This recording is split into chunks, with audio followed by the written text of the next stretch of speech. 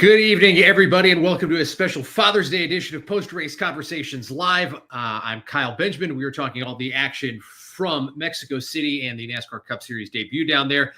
Kind of went exactly as I think we all expected. SVG, this is the exact reason why he's in that car, why Justin Marks put him in the Trackhouse racing vehicle, because now they're guaranteed a minimum of 16th in points. SVG playoff bound. Yes, I know some people are probably going to be a little salty that a guy who is currently 32nd, 33rd in points is headed to the playoffs, but hey, them's the breaks.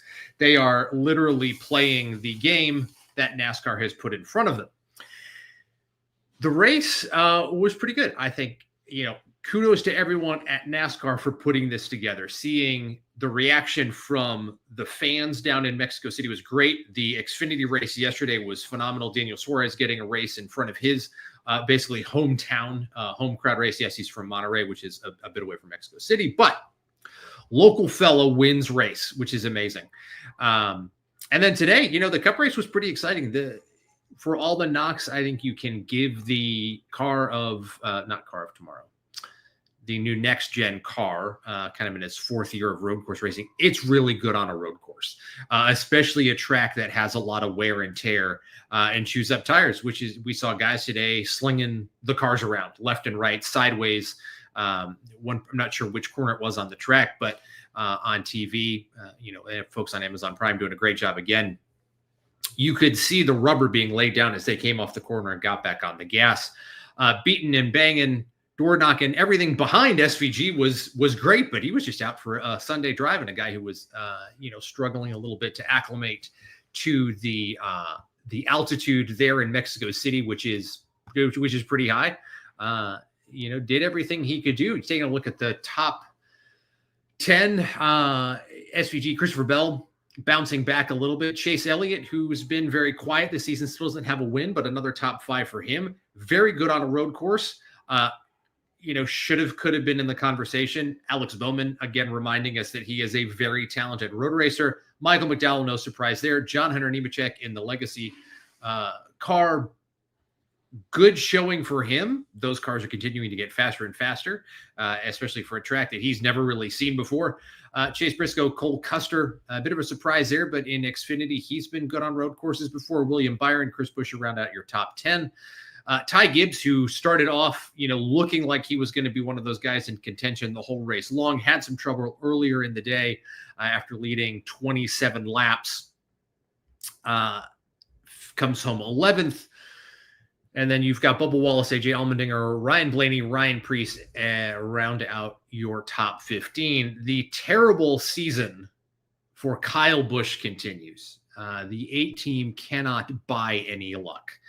Had some issues in the rains. He brake topped going in there on lap 7, took out a bunch of cars, ended his day, ended Kyle Larson's day for a bit. The 5 crew thrashed, got that car back out, and put fresh tires on it, taking a page out of the Days of Thunder, not to go ruin the 8's day because the 8 was already out, but to go put down the fast lap of the day and get a bonus point. So even when you are 36th and a gazillion laps down, you can still go out and make the day worthwhile. Carson Hocevar, who we've known this season to be very exciting, in contention for wins here and there, didn't have an awesome day. Comes home 34th after being off track multiple times. Has another run-in with Ricky Stenhouse Jr., and Stenhouse says he's going to pay him back next week at Pocono. So things to keep an eye on next week moving forward.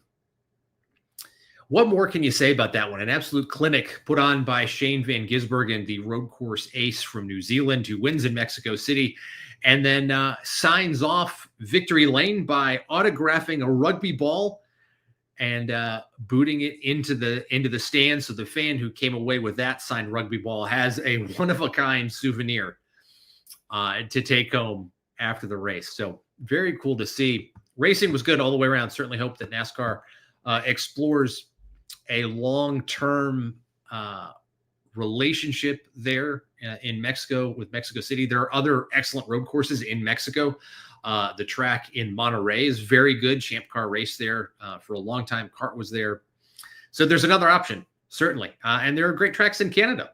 Circuit Gilles Villeneuve in Montreal is great. Probably it's a, FIA grade 1 track, can support F1, can probably put on a really great stock car race. We know it has Xfinity race there in the past. A cup race there would be amazing.